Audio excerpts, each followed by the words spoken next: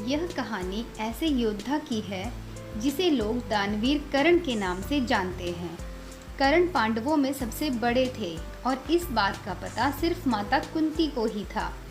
कर्ण का जन्म कुंती के विवाह से पहले ही हो गया था, इसलिए लोक लाज के डर से कुंती ने कर्ण को छोड़ दिया था।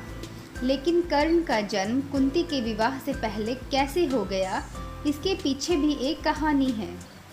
बात उस समय की है जब कुंती का विवाह नहीं हुआ था और वह सिर्फ राजकुमारी थी। उसी दौरान ऋषि दुर्वासा पूरे 1 वर्ष के लिए राजकुमारी कुंती के पिता के महल में अतिथि के रूप में ठहरे थे। कुंती ने 1 वर्ष तक उनकी खूब सेवा की।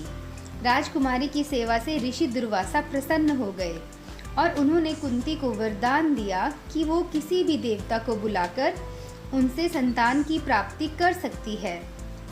एक दिन कुंती के मन में आया कि क्यों न वरदान की परीक्षा की जाए। ऐसा सोचकर उन्होंने सूर्यदेव की प्रार्थना करके उन्हें बुला लिया। सूर्यदेव के आने और वरदान के प्रभाव से कुंती विवाह के पूर्व ही गर्भवती हो गई। कुछ समय बाद उन्होंने एक पुत्र को जन्म दिया जो सूर्यदेव के समान ही प्रभावशाली था। साथ ही जन्म के समय से ही उस शिशु के शरीर पर कवच और कुंडल थे। कुंवारी अवस्था में पुत्र की प्राप्ति के कारण लोक लाज के डर से कुंती ने उसे एक डिब्बे में बंद करके नदी में बहा दिया था।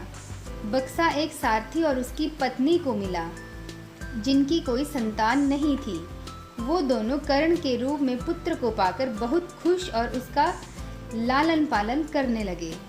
यही सूर्यपुत्र आगे चलकर दानवीर कर्ण कहलाए और कई वर्षों बाद कुरुक्षेत्र के युद्ध में 5 पांडवों के सामने वह एक शक्तिशाली योद्धा के रूप में खड़े रहे।